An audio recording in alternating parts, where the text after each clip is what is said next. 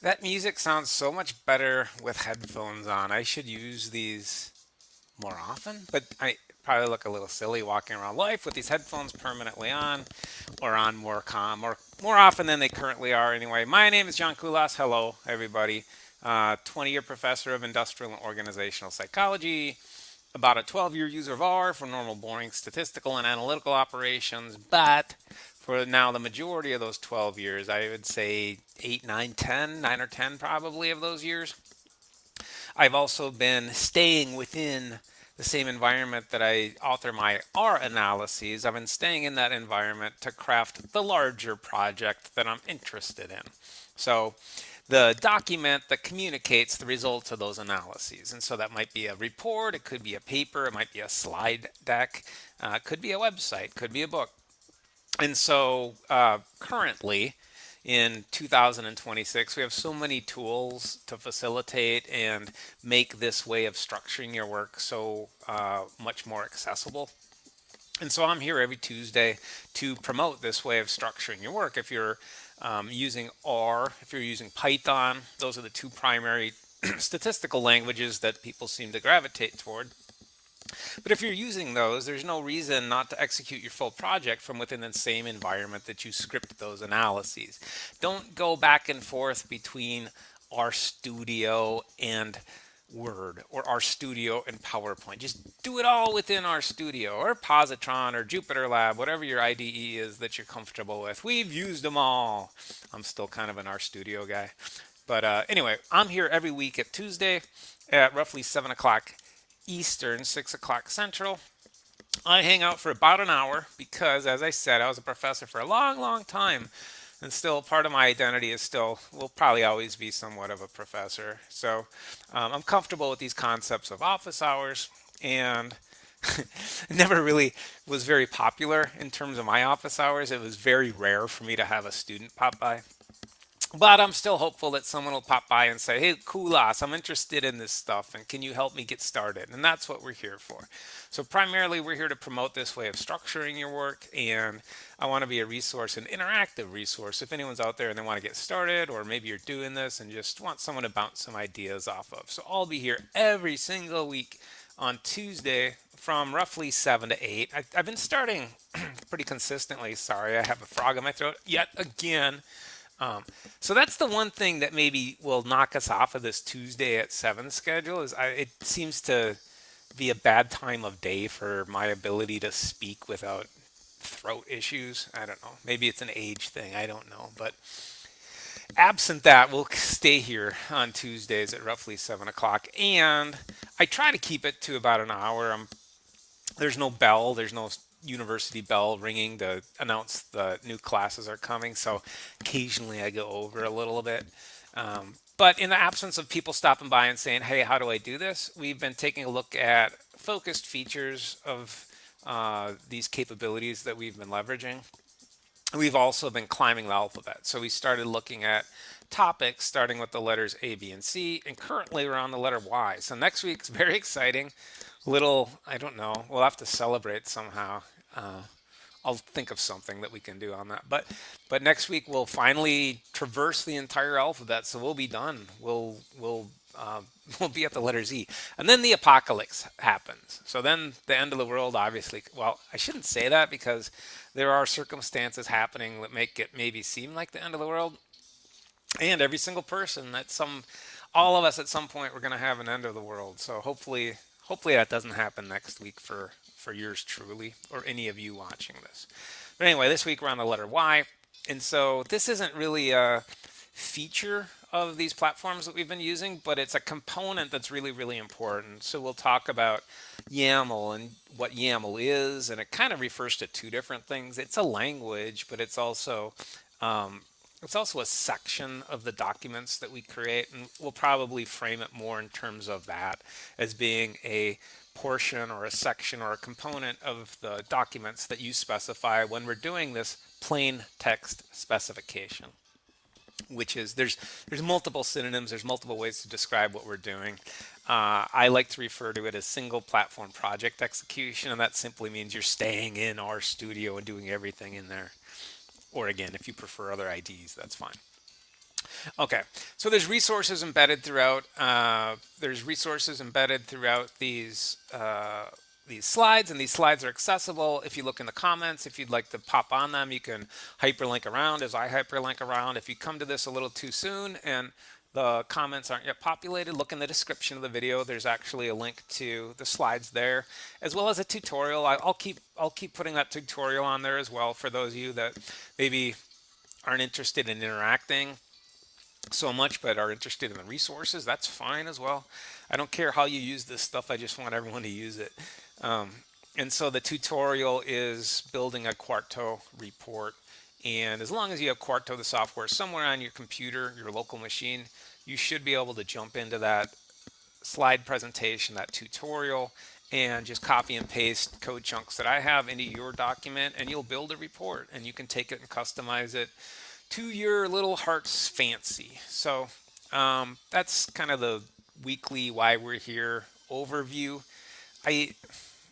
I'll try to start speeding that up a little bit, I guess. You want to do that in case there's anyone new that pops by.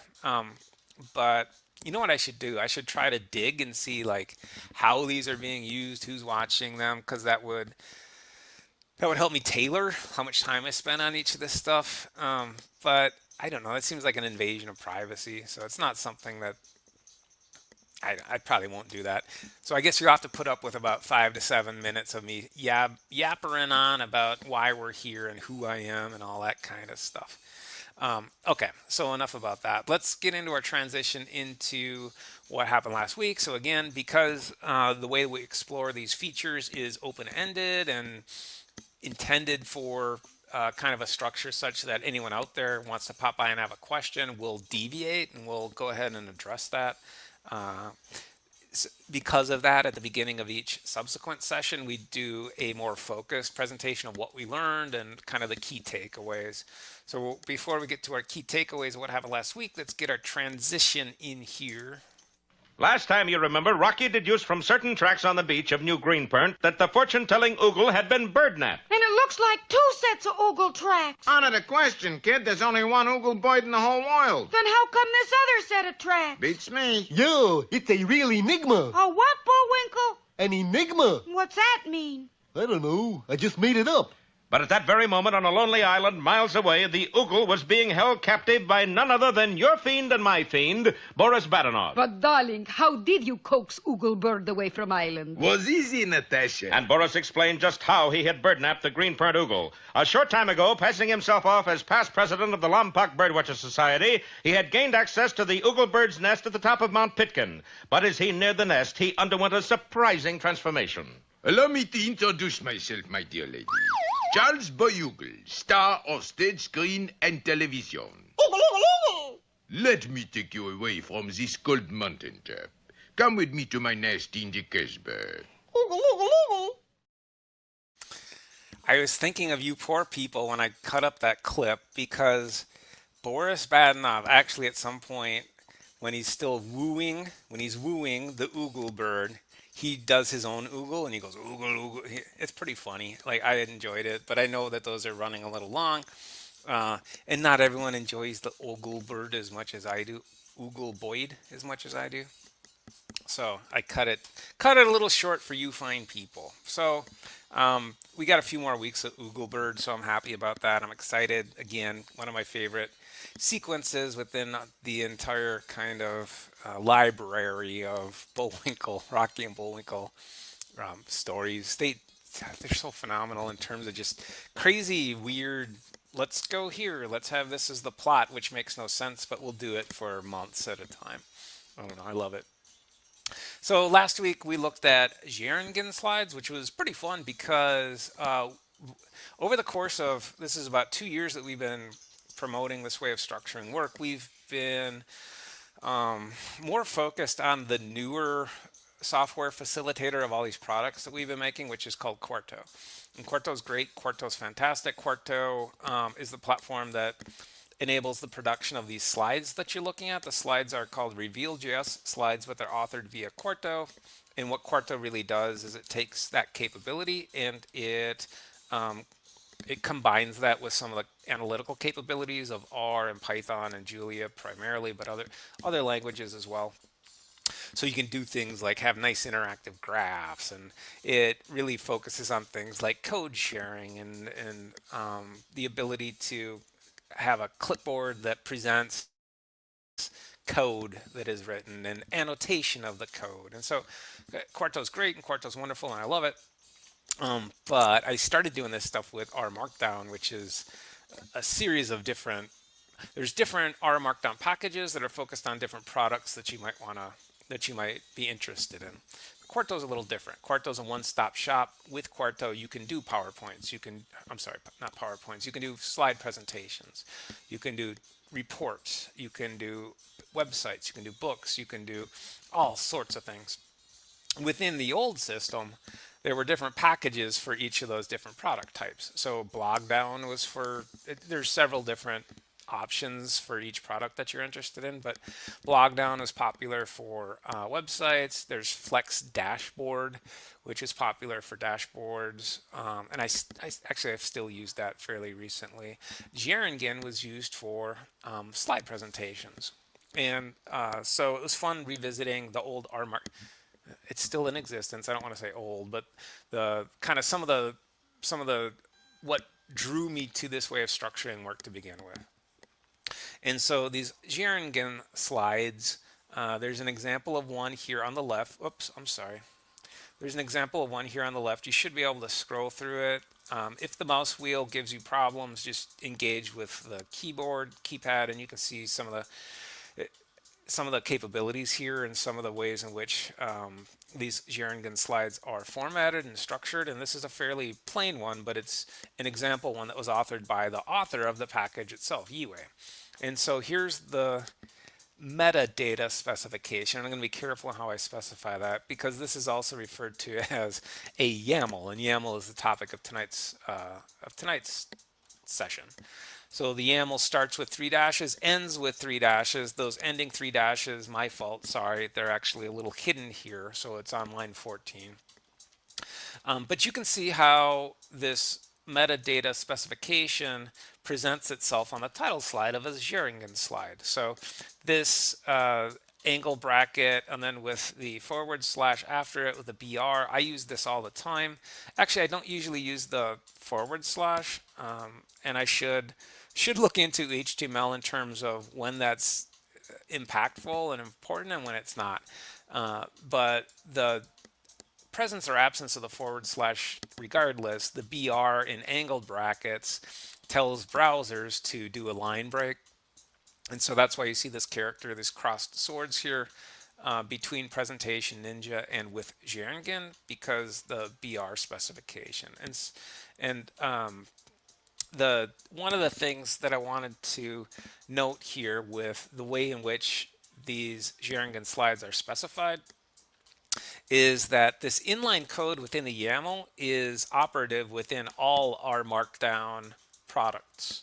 And I used to use this all the time.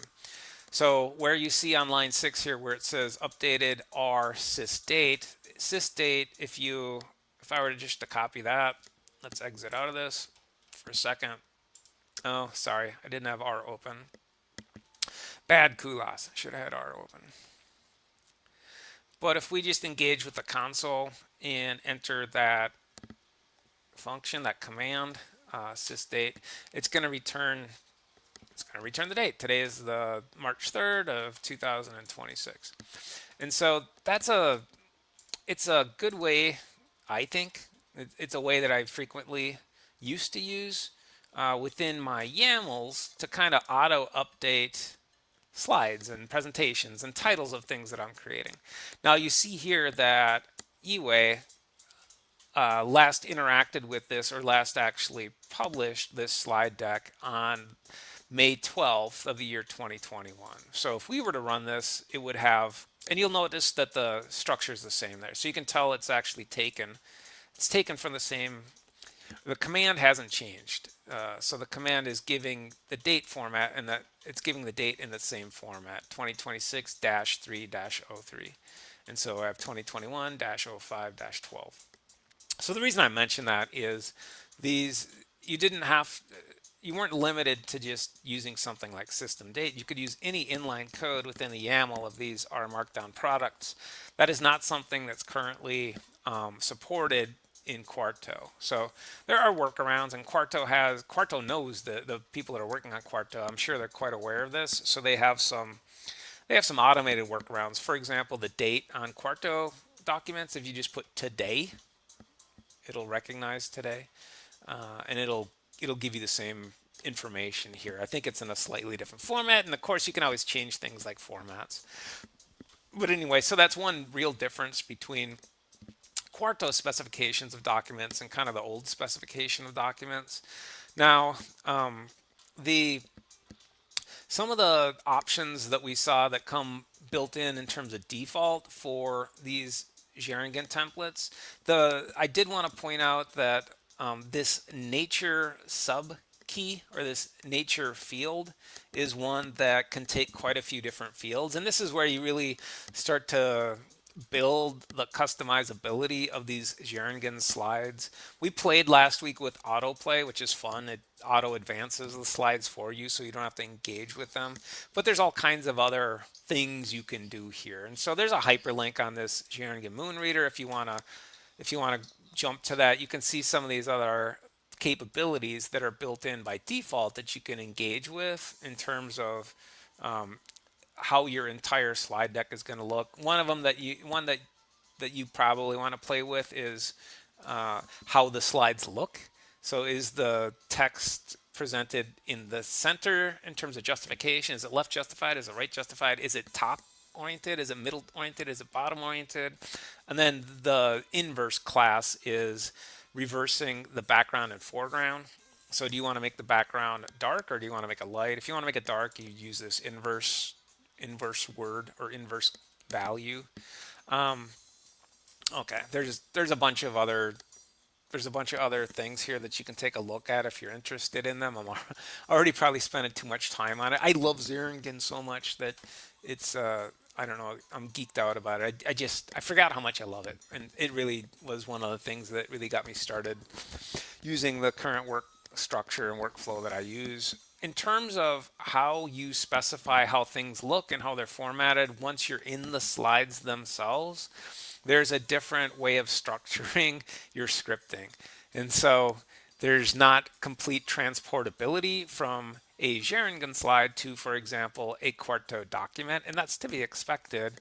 But the way in which you structure effects within Xaringan is you're going to identify the thing that you want to happen. So the effect might be something like underlining, it might be something like the color of the text, it might be something like the location of the information. Do you want it in a left column? Do you want it in a right column? All of that stuff is capable within these Xaringan slides, but the way in which you specify them is you say the effect, and then in square brackets, you contain the information that you want to be affected.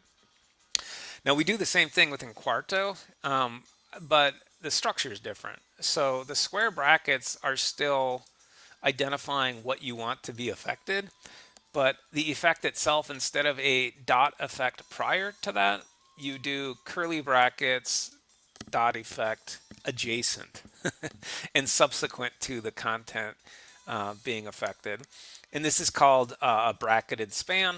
Alternatively, you can use what are called fenced divs, and this has the same effect. So within Quarto, there's two different ways of, and actually there's more if we want to get specific about it. There's actually other alternatives that can be used depending on the type of product that you're creating. But these are the ones that are intended to be most transportable across different document types. So the structure is different, and that's to be expected. One of the neat things about Xaringan are some of the capabilities that just come built in. So the shortcut keys that are there by default, the ones that I really love and use quite often and look for excuses to use actually when I'm using Xaringan slides, are these middle ones here, the blackout, the mirror, and the full screen. The full screen we use in Quarto as well, and it's the same shortcut. So in my Quarto slides, in this week's slide deck, for example, if you hit the F key, you're gonna actually enter the full screen mode, and you'll see me do that often on these weekly sessions. So when you see it jump like that, that's just me hitting the F key. Now the same capability is there with these Xaringan slides. The F key comes to full screen mode. Now, last week I think I mentioned that in full screen mode you get rid of some of those letterbox kind of trailing things that appear in your browser with Xaringan slides. Well, that may or may not happen. You may need an extension for that, and we'll get to that in just a second. But certainly full screen does the same thing. So it minimizes or gets rid of the header space and the footer space in terms of your browser. So those are usually going to be toolbars. Cloning the sideshow, this is something that I love, and I don't know. I'm sure that this capability exists within Quarto RevealJS slides. It may be an extension, and maybe it's something that we can cover after we do next week's topic Z. But the cloned sideshow is something that I really appreciate within Xaringan slides, along with the presenter mode. So in that cloned slideshow, you can have one that's full screen, and you can have one that's minimized but also has presentation notes on it for you, the presenter. It'd be great. That's such a great capability at something like a conference or a talk that you're giving. What you do is going to be mirrored, but that mirroring looks more polished and presentable, whereas what you're looking at can be, it can have notes on it and scribbles on it and things like that. Okay. Then there's a timer, and there's just, I love Xaringan slides so much. There are extensions if you feel that what comes bundled with Xaringan, the package itself, isn't sufficient for what you want to do. There are additional capabilities, and you can build your own capabilities, and it's actually not that bad. So especially with effects, so with something like text effects, fonts, and font sizing, and font color, and background, and things like that, it's pretty easy to actually kind of play with that with your own CSS, and that's kind of one of the, it sounds like that's one of the reasons that Yiwei kind of used this ninja metaphor with Xaringan slides, is he wanted us to be CSS ninjas or styling ninjas.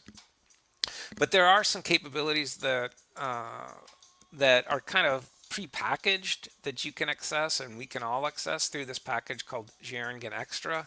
And there's listings and examples of what all of these are. Some of these are kind of duplicated with Quarto extensions. I noted there's a tone there's a Quarto extension that does that. There's a scribble option, and there's a Xaringan extension for that. I think that's Excalibur. Excalidraw is what I'm thinking. There are, what else was I looking? There's logos that you can put on there. There's kind of social media facilitators and things like that. There's all kinds of extensions that you can add. Now, one of the little funny things about those extensions is those are not the expectation when we're looking at extended capabilities with these authoring products, is that many of them are going to be specified within the YAML, within the front matter of your document. The Xaringan Extra capabilities, they're actually specified within code chunks. So it's a little, it was surprising to me to revisit that. Now, I've used these before, some of these, but I kind of forgot about it. So the way that you engage with those, the way that you use those once the package is loaded, is you'll specify those within a code block. And if we want to take, I guess, a quick look at that, maybe we can see where that works. Here you actually see, whoops, sorry about that. Well, here's one. Here you see a code block, so 3 ticks and then curly brackets and the letter R. A title for this. This is kind of unnecessary, but nice in terms of organizing, so that it's not having any effect on what's done. But here they're saying, out of the Xaringan Extra package, I want to use tile view, but you see this is located within a code chunk, and this would just be placed somewhere early within the specification of your slides themselves.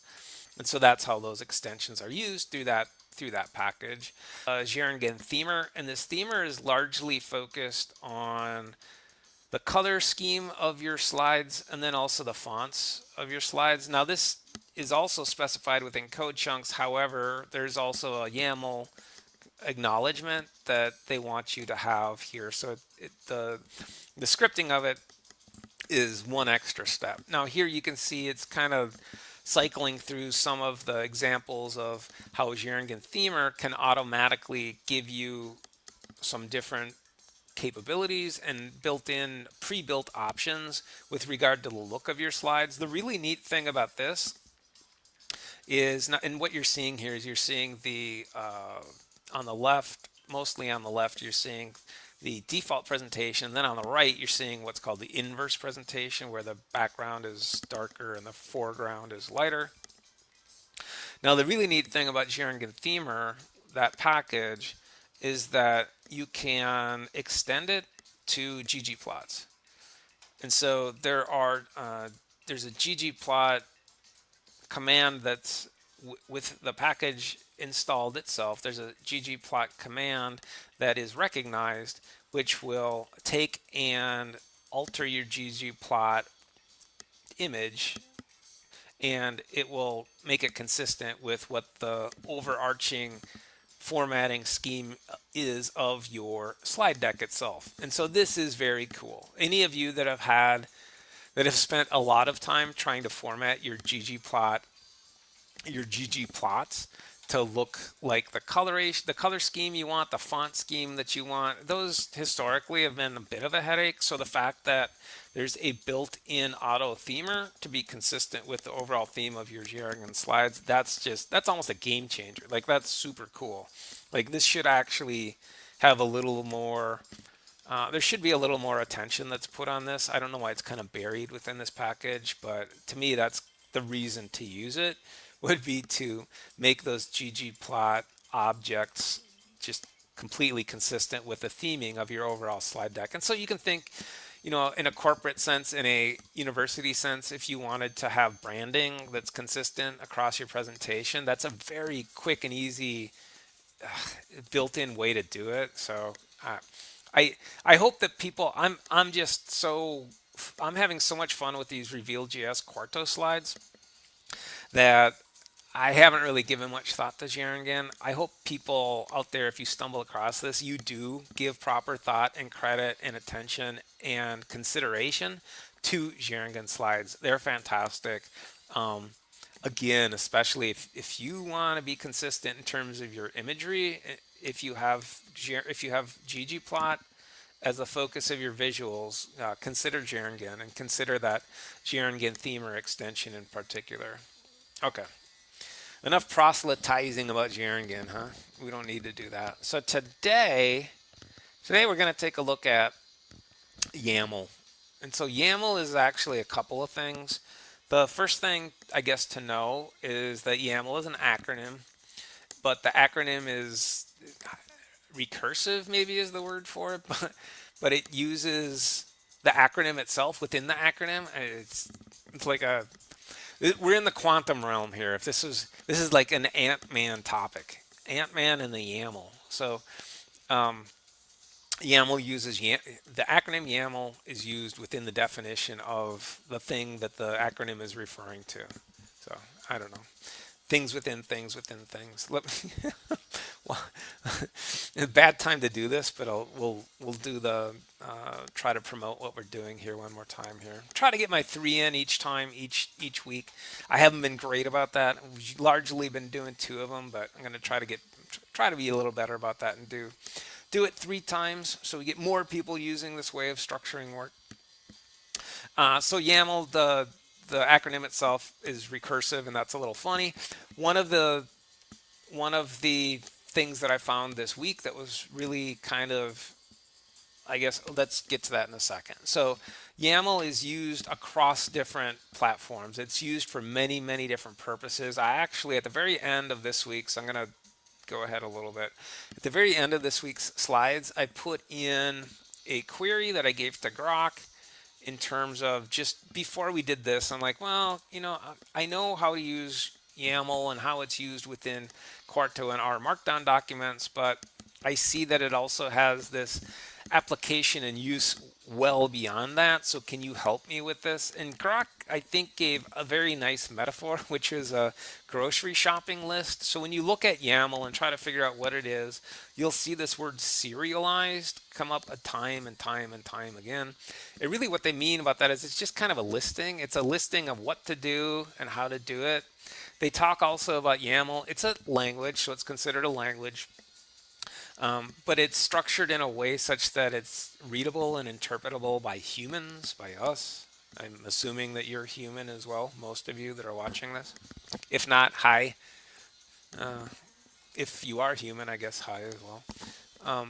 But so Grok actually gave a very nice overview of the other ways in which YAMLs are used. And it turns out that YAML specifications are used extensively, and they're used extensively for a lot of things that we interact with on a daily basis. So things that we interact with on the World Wide Web, on the internet, oftentimes have some YAML specification within them that are just giving a listing, a serialization of, hey, do this, and then this, and then this, and then this.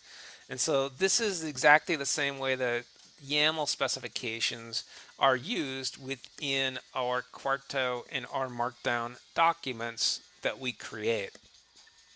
There's some information here. I'm a little late, so I'm not going to go all into this. I did go through these tutorials and the first beginner's guide. So the second beginner's guide I did not go through. There's hyperlinks again to all of these.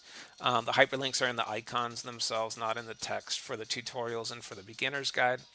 But one of the things that I do need to acknowledge this before we move on is I found a new word that I love and I'm going to incorporate into everything I do from now on. I'm hoping well, I probably shouldn't say this. So I'm gonna censor myself a little bit. But one of the things that I found here that that I do need to acknowledge that you need to see and recognize and appreciate and celebrate, like I do, is one of the terms that's used within these YAML specifications. There it is, right there. I see it. So one of the things I've talked about with YAMLs over the course of a few weeks or several weeks, as we're talking about documents that we create, is the YAML front matter of your documents. It shares the same annotation and commenting convention as R. And so the commenting convention is just, and so this is something that I use really frequently. This lines 1 through now 5 are YAML commands. And by the way, I do want to say one thing. So the left-hand portion here prior to the colon, that's called a key. And to the right of it, we have a field.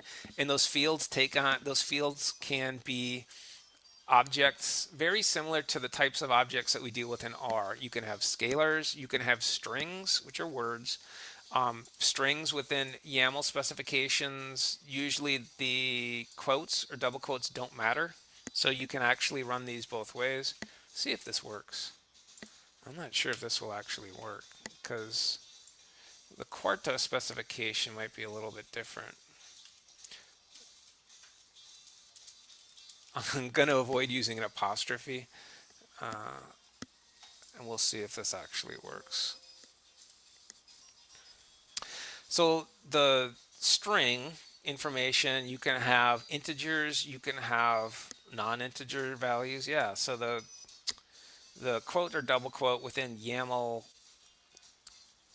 specifications, within YAML restrictions, I guess, or within YAML rules, largely the quotes or double quotes don't matter. Now that's something that I've always kind of struggled with. I'm like, should I use double quotes? Should I not? Does it matter? And within the front matter, it should not matter.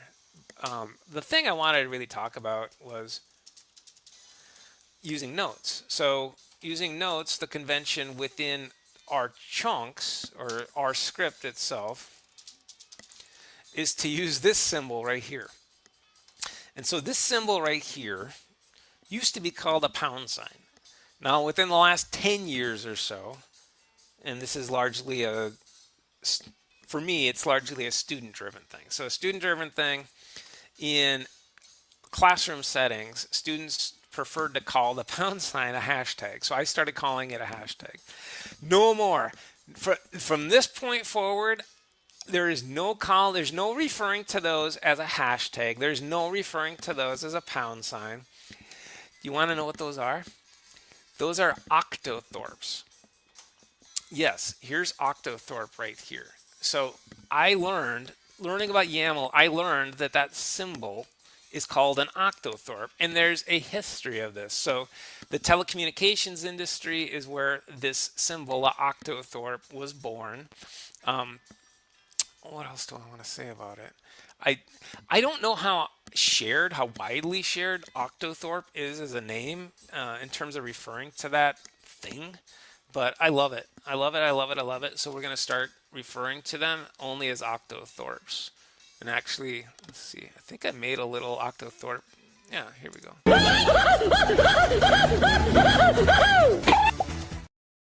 Okay, I promise that's the last time we do that. That was a little too loud. But I'm loving Octothorpes. So Octothorpes are the shared commenting convention that's used in R as well as YAML. And so it's very useful and it's very convenient. I love it. So YAMLs historically have been notorious for being picky with things like indentations. But they've gotten within the Quarto specifications, they've gotten more tolerant, it seems to me. And so as they've become more tolerant, I've become more comfortable with using Octothorpes within there to comment out things that I don't want to use immediately, but I might want to use later. And so that's really nice. It's nice that it's a shared feature. Okay. So YAML is used for all kinds of different purposes. If you want a little overview, look at the very last slide on this week's presentation. And I think it gives a very nice, deeper overview, deeper than what I spoke about. For us, what YAML does is it provides I'm calling it meta. Other people have referred to it as meta as well. It's an overall applying to the entirety of the document specification of lots of different things, including the format itself. So within the YAML, this is where we say what type of document I want. Do I want an HTML document? Do I want a PDF? Do I want a typist document? You can say what you want it to look like. Do I want the background to be white, black, pink, purple, other, polka dot, whatever you might want it to be? What do you want the fonts to look like? What do you want the layout to look like? Do you want columns? Do you want multiple columns? Do you want 2 columns throughout the document? Do you want 3? Do you want 1 column? What do you want the margins to look like? Do you want the left-hand margin to be big? Do you want it to be small? Do you want a table of contents? Where do you want the table of contents? Do you want linkages to things like Twitter, X, Facebook, LinkedIn, that kind of stuff? You can do that. You can do all of this within the YAML. And so the YAML is the front matter. I do have a few links in here. My computer's really acting up lately. I needed to restart it, and I decided not to because I was worried that something horrible would go wrong. But you can see some YAML overview within the hyperlink that I have in this week's slides that talks about creating academic type manuscripts specifically, and some of the elements that you might want to include in the YAML.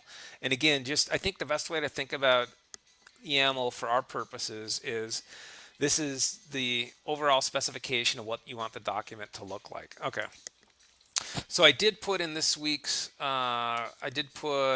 the comments, I put a little outline of the kinds of things that I wanted to take a look at specifically. And one was just standard and generic document YAMLs. And so we'll get rid of this Octothorpe. Here you see 2 Octothorpes next to each other. So outside of the YAML or the code chunk, the Octothorpe specifies a heading. And so this is a second level heading. You can have a first level heading as well. We'll do 1 Octothorpe. And those, depending on the type of document you have, those are going to have slightly different appearances in the renderings. So usually a first level heading is a little bigger. It might be in bold font. And it might have the indentation affected somewhat. So it might be indented. It might have a period after it. It might have italics on it, so on and so forth. And these headers run up to it. I think most Markdown processors recognize at least up to 5, 6, or 7 level headers, which is kind of crazy. Even in the APA publication manual, I don't know that they go that deep. I think they go to. I could pull it down and take a look, but I'm not interested in doing that. Okay, so one of the main things that we do in our YAML is we specify the type of document that we're interested in. Historically, it's been an HTML, which you're looking at in the preview here, or a PDF type document. PDFs always take longer to render because there's this intermediary step where they're not rendered directly from this Markdown, but they're rendered from a TEX file, TEX extension file that's produced from this Markdown itself. And then you see here's our nice PDF. And you can see it's a little easier, I think, to see the difference between the first level and the second level headers here. It would be easier yet to see if I capitalized first. And let's actually make a third document type, which is typist. Typist also gives us a PDF, but it skips that intermediary step of a tech file, so it's kind of blazing fast. And this Quarto queue, or I'm sorry, the typist queue, it's my favorite queue in the entirety of typesetting, of reading, of anything I've ever done. I've never experienced a queue that I like as much as the typist queue. I love it so much. Few identify kind of backtrace that font, and we found the font family, but we couldn't find the exact same font that's actually used. Now, if we really got detective-ish about it, we probably could dig into the specification of typist itself on GitHub through the Quarto team, and I'm sure we could find what font that is. I guess it's good that there's a little mystery, right? In any romance, it's good to have a little mystery. I'm in love with this queue, and so it's okay that we have some mystery. But there you see the first level header. It's a little more prominent in terms of its difference. So the YAML can be quite sparse. As a matter of fact, you usually don't need a title. We'll see. Sometimes it doesn't like that. No, it liked it just fine, so that's fine. And as a matter of fact, if you have absolutely nothing in the YAML, it'll assume that you're wanting an HTML product type, so it'll just give you an HTML document. Now, most of the time, you are going to want to specify a YAML, and again, in that probably the most important thing is just the format. In RStudio, you have autocomplete so even without the introduction of something like an AI assist agent, which you can get as well, but even without that, you have, if you're just patient, you have a large listing of autocomplete within the YAML, and these are very helpful. Now, it's not something that is completely reliable for me in terms of when it's available and when it pops up and when I want it versus when I see it. But when you do see it, it's great. Now you can see these are all options that we can specify within the YAML that have effect on the entirety of the document itself. Now you can always override this overall document look later. So this is something that you can go and say, generally I want this to happen, but later I might want to override it. And so one of the YAML specifications where it's probably most likely, it's probably very likely that these aren't alphabetical. Why are these not alphabetical? I never noticed that. I'm looking for an execute command because I know that's one that I want to talk about here. It's probably one that's easiest to see the difference between specifying it for the document as a whole and then overriding it. So I'm going to do an execute command. Now these execute commands are usually placed within these chunk headers. Within Quarto, it's done through Octothorpes pipe. Within our markdown, it was historically done within these curly brackets. And there's another subtle difference here between those two traditions. Our markdown tradition, the Boolean terms, the true and false, I believe they need to be capitalized. Within Quarto, the expectation is that they're going to be lowercase. So these two on line 16 and line 15 execution commands are specifying the same thing. The Quarto does recognize this. It's just that the recommendation in terms of the specification is now with Octothorpe pipe instead of including in the curly brackets. I love Octothorpe so much. But we can also say for the entire document what we want to do. And so I can say I want to echo the code. I can say that, and again, here's some commands, some execute commands that come up in terms of auto populate. This is great. Usually I set my error to false. And so if we echo true, error, false, and that's just the any sort of problem is not going to be spit out within the code chunk itself. So let's introduce what we think should be a problem. And so one of the things that we can have as a problem is we can misspecify. So if I just say orange, it should tell me that there's no orange. So if I just run that, it says object orange not found. Now if I say I don't want an error, the expectation is that this is not going to be printed in my document. However, I'm also saying that everything that you see in this, I want the code to be repeated. So I do want to see these chunks. So these are called code blocks. They're also called chunks. Chunk is the kind of old way of specifying them or referring to them. Oh, it didn't like that. Okay, so what actually happened here was this error was so bad that it said I'm just gonna abort the whole thing. So we can't do that. Let's just take a look at the echo. We would have to introduce an error. So in my field, a common error, well, there's all kinds of possible common errors that don't abort the analysis itself. It'll just say, hey, I think you screwed up. But we'd have to get a little more elaborate to induce that. So here we see the echoing. If I wanted to later override that, I can just simply say Octothorpe pipe. But you're going to hate me saying that. We can also say, let's say output false as well. So output false should hide the results of these code chunks. So I'm going to leave this out for now. We'll come back to it.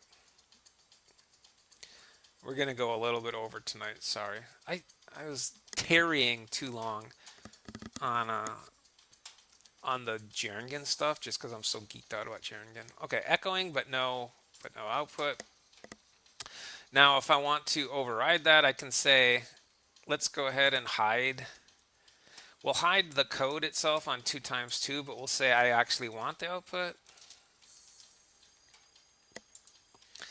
And so that 2 times 2 code block should be replaced just by the value that is returned, which should be a 4. There you go. So again, the YAML specifications, you can see how you can start to build them, and this can actually get quite elaborate. Let me show you just really quickly, because I wanted to show you a built-up doc specification that has a more dense YAML, and I'll walk you through a little bit of that. I don't recommend looking at like kind of a highly developed product as you're newer into learning this process of specifying your entire project from within this single platform, because these specifications can just look a little overwhelming. There's a lot there. So here's the YAML of this week's slides, and I'll walk you through kind of some of these elements here. I do have a title. I do use that angle bracket BR to specify, and let's take a look. Let's take a look at the rendered product here. Where'd it go? Let's take a look at the rendered product so we can see what effect that actually has.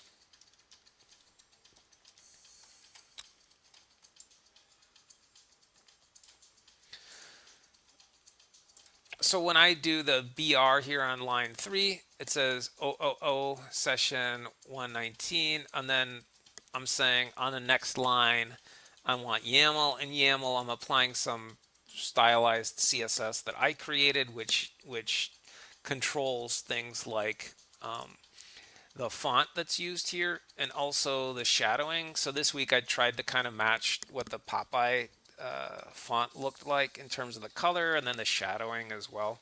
I have specifications in that CSS file as well in terms of the fonts to be used here at the author level. So I'm kind of hijacking author. I don't care that I'm involved there. I want to communicate what we're doing here on a weekly basis, and so I just replace what would normally be someone's name with the thing that we're doing, which is the open office hours and the session number. And then I have a different font specification for the title. Shadow Sharp is a bit of CSS that I wrote as well that you can't really see here because of the black background, but that is something that makes the font kind of pop a little better if it doesn't have a black background. There's some information that I have here as well in terms of customization for the image itself and opacity. You see I use the Octothorpe here because this is a key that I frequently use in these slides.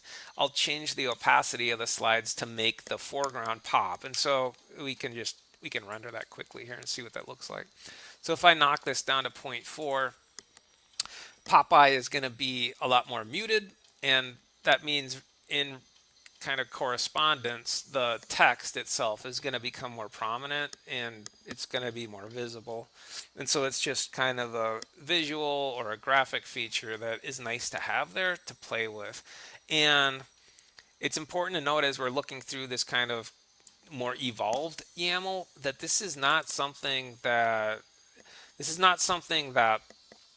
I put together in one session. This is something that slowly over the course of 119 sessions I've built and I've contributed to, and I've just added, and it kind of becomes a thing of its own. It kind of becomes a beast of itself. All right, I'm going to put an Octothorpe back there. You're going to have to bear with me for probably a couple of weeks. I'm going to say Octothorpe probably at least 8 times. So if I do 3 of these, let me get there. Where are we getting? If I do 3 of these a session, I'm probably going to say Octothorpe at least 8 times because, I mean, it has Octo in the name. That seems like it's appropriate, right? I also have, in terms of what's being generated, the RevealJS is the specification, the Quarto specification for this type of slide that you're looking at. And then these indents are kind of important. So if you just wanted a plain RevealJS, you would just leave this alone on line 7. I would say format : RevealJS. If you want to get a little specific in terms of this type of document and some of the formatting and structural aspects of it that you want to include for this type of product itself, then we're going to want to do a hard return tab over. And by the way, tab is verboten within the YAML language. So within RStudio, if I engage with the tab key, I have my RStudio set up so a tab key equals 2 spaces. And so there's a difference between 2 spaces and a tab. This is important outside of RStudio. If you're in RStudio, it shouldn't matter. But so these indentations are specific capabilities that I want to be applied to the entirety of my slides. One that I always use is this mouse wheel. So the mouse wheel makes it so when you navigate my slides, you don't have to engage with the keyboard. You don't have to use the arrows. You can just use the mouse wheel. Slide tone, we talked about this with Xaringan in the extension. Now, I guess slide tone is something that is built in to these Quarto RevealJS slides. I forgot. I can tell it's built in because it's underneath RevealJS, and it takes a Boolean value. So if I set that to true, this would be something that would be useful for someone, for example, who's visually impaired. And so as accessibility issues become more and more important, these sorts of capabilities, it's nice that they're built in. It's nice that they're there. And so I don't know if you can hear that, but I certainly heard it. So it just rang like crazy. I don't know why, but it gave me three beeps right away. But it's supposed to give a beep each time we advance. Sounds to me like it's a little buggy. So it's not operating exactly as it was supposed to. What it did was it gave me every beep like immediately. So we'll have to play with that a little bit. I'm also on Quarto version. I'm on 2 Quarto versions back because for something that we did a couple months ago, I thought it was important to go back to a previous Quarto version, and I haven't yet kept up. Which, by the way, closed circuit to Alicia, if you're watching, I think that's one of the issues that I need to address with the issue that we're having with Survey Down with regard to connecting to a database. So, note to self. Anyway, there's a bunch of other stuff on here. I guess we don't need to go through all of it, but I just wanted to point out that the YAML specifications can be quite short. They can be quite elaborate. And the conditions in which they become more elaborate are when you are interested in crafting something that has a predefined format. And so, for example, I thought we would take a look at maybe a different way of specifying an APA paper, which is through this extension that we've played with before, but it's called APA Quarto. And APA Quarto is a way to craft APA formatted papers using the platform that we're using. And so we're going to go ahead and create a project directory, and we'll install that extension. Hopefully it doesn't ask for us to install too many additional packages. Again, I'm on an older version of Quarto, and I should have updated that before. Tonight, actually.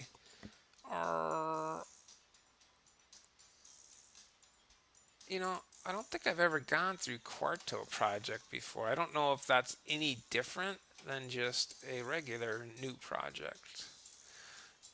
This is gonna bite me in the butt. It always does. I put it in this crazy spot, and then I forget about it. Let's call it playing.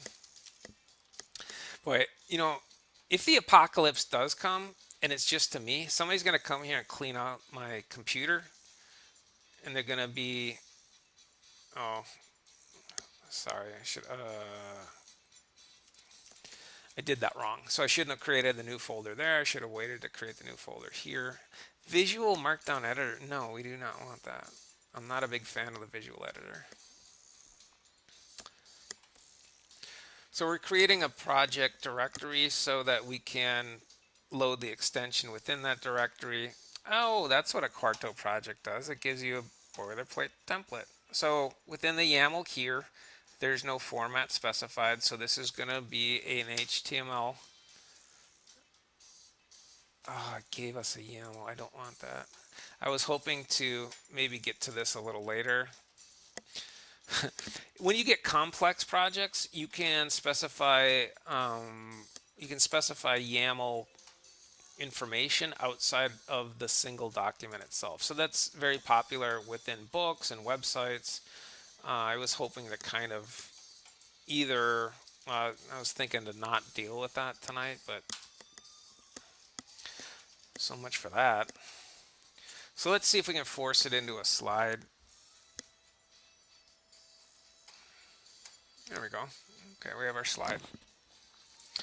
And what we really want to do within this directory is we want to add the capability of that Quarto extension. And so I'm going to go to my terminal. This is a Quarto command. So with Quarto, oh,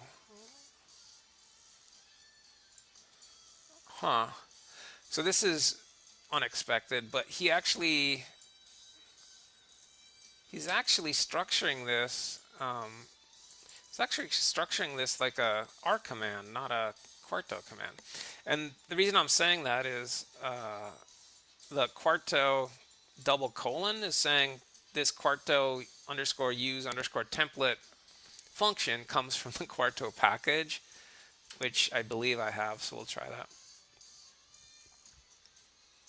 Oh geez, it doesn't like that there's stuff in there. So I'm going to get rid of this stuff.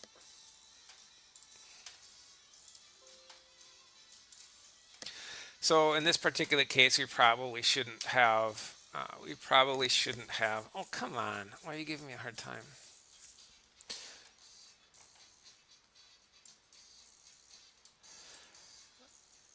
So we're going to see if we can do this in the terminal instead. This is what I was expecting to do. So Quarto,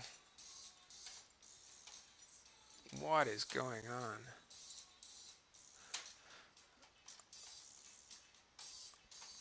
Oh, it's this Quarto project issue. We should not have created a Quarto project. That was Not smart on my case. So let's just create a new project. We'll do an empty project. Sorry. And we'll keep it in playing. We'll try 2. And then we'll see if we can do the R command again. And all we're trying to do is to get the capability. All I want to do is to get a more complex type of document structure specified, and then you should see what a more complex YAML looks like. So basically, the YAML gets more complex as the document type gets more carefully specified or closely specified. And let's see what happens here. Wow. Really doesn't like that. Let's close out of this.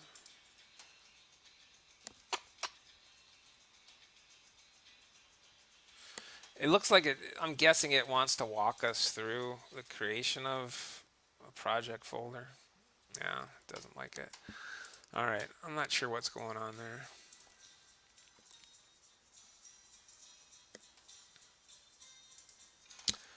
Let's see where we are here. And if I can't get this, it doesn't really matter. It doesn't matter what we're doing here, honestly. I just want to show you what, it doesn't matter that we're doing an APA Quarto document or a different type of document. I just want to show what a more elaborate YAML actually looks like with some more information specified in it. I don't know why this was giving us such a hard time. It didn't like that we had that directory specified, the project specified, which is a real that's a real surprise to me. So we'll call this surprise. Oh my goodness, I need to clean out my folder space on here. Yeah, I guess. Okay.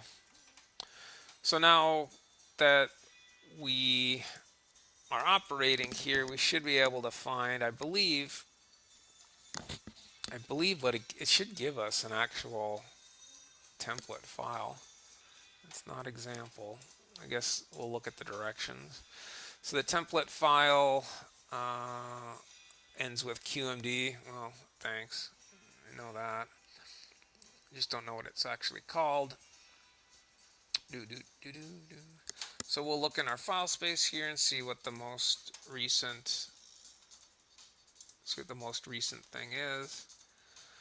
Looks like it is called example. We just did example.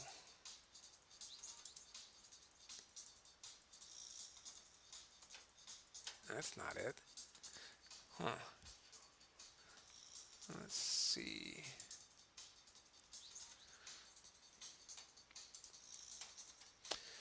I'm guessing it's probably in the extensions folder itself, which is not the place where I would think to look for it. Nope, it's not there. I might have too much stuff actually in here. Home. Why am I in home? I think I'm in the wrong doggone directory. All right, let's do this. We'll do a different.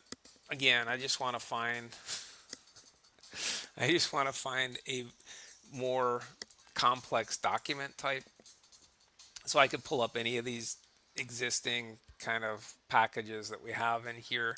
Let's take a look at a Papaja manuscript. So this does the same thing as APA Quarto.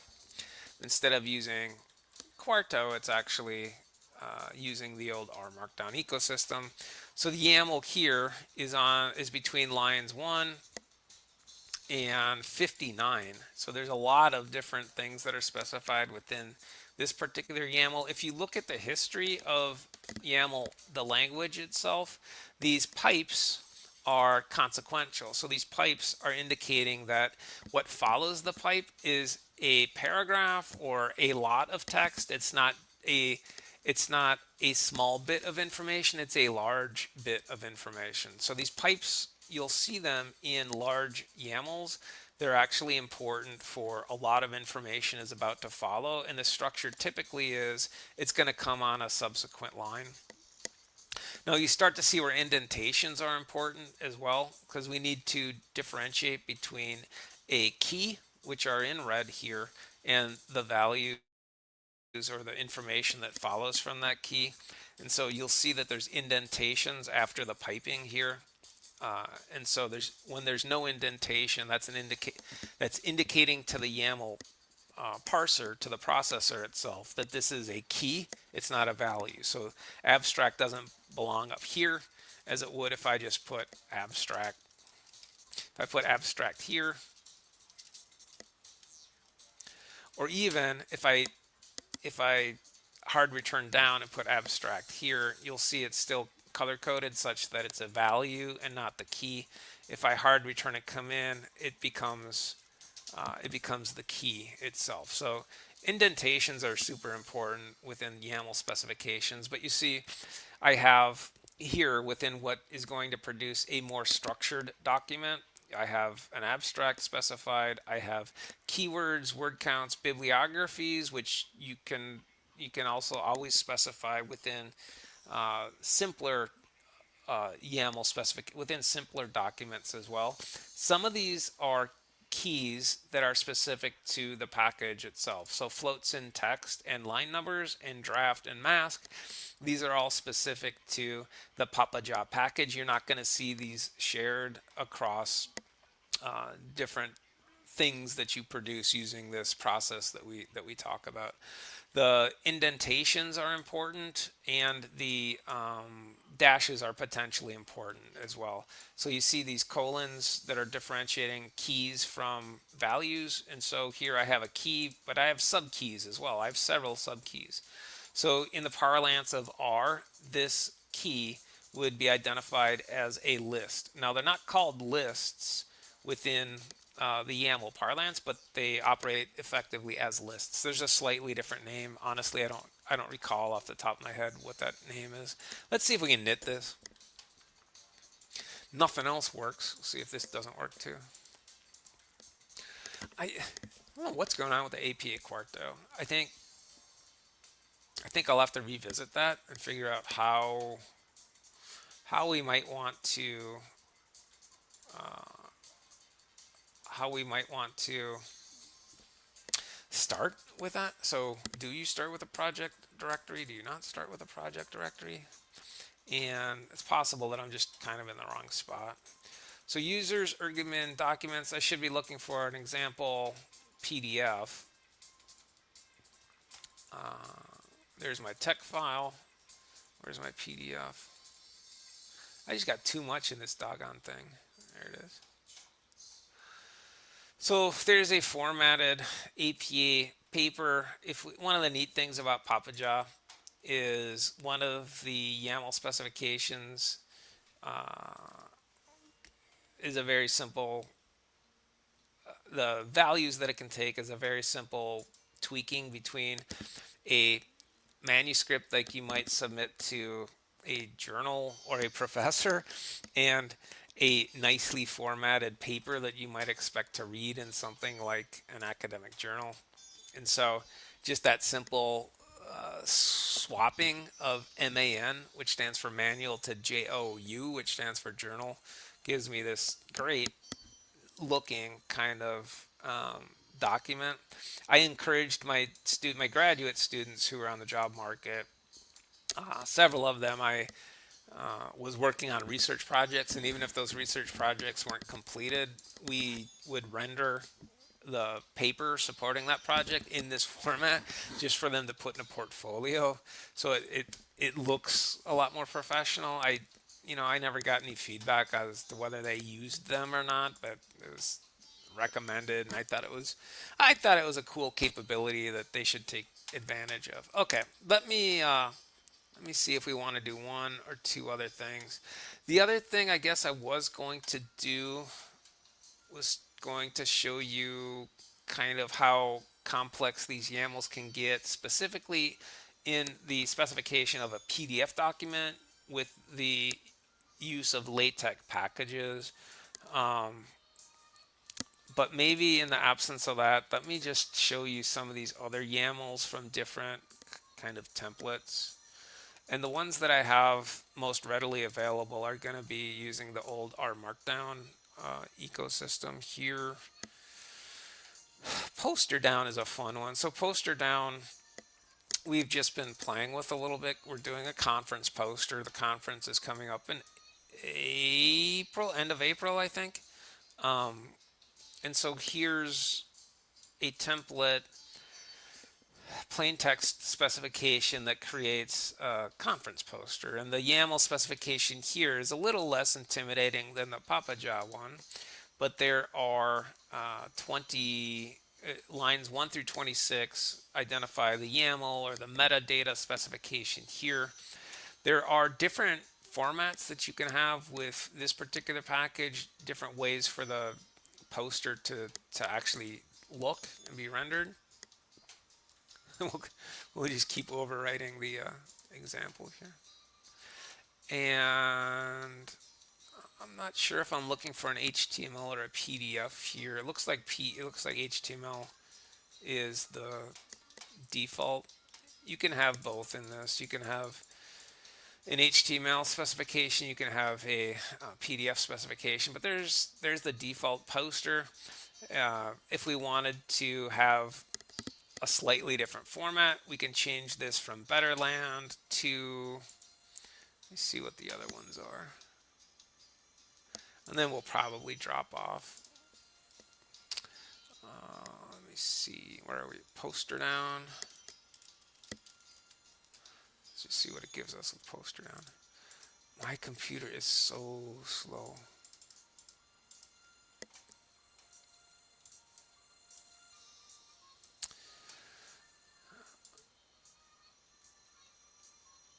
So there's a few different ways of finding this. That what I normally would do, first do would be to go to the internet and just kind of do a Google search on that. It looks like we have better port, better land. So let's see if we get better port to do a slightly different one. There's three different poster formats that come built in here. I'm just guessing the better port will probably work, but I don't know. There we go. Whoa! Look at that. Look at that icon. So, so it's slightly different. So it took that big middle green and it made it a banner on top. It also, what is going on with that logo? Let's see if we can just get rid of that. I don't know where it's taking it from. It might be taking it from here on line 15. We'll see. It's still massive. It looks like it's probably the line 15 one. That's just crazy. Crazy. Yeah, there we go. Okay.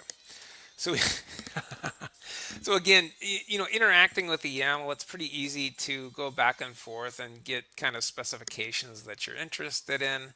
The overall look and feel of these documents is controlled primarily within this front matter. The YAML is also called front matter within these documents that we've been specifying. All right, my voice is going and we're over again as usual. Sorry about that, folks. Next week is going to be exciting because next week is, let me get my last one in here, because next week is Z. And so I think, unless I hear from somebody that they want to see something else, I think we'll probably take a look at Zotero and how Zotero can be used as a citation manager integrated with these ways of structuring your projects that we talk about on a weekly basis. All right, folks, so there's YAML. YAML is very important, and it's shared across all these different procedures that we're using to create documents from within these, what many people consider to be analytical only platforms. But we know better. We know that that's not the case. All right, good night. We'll see you next week.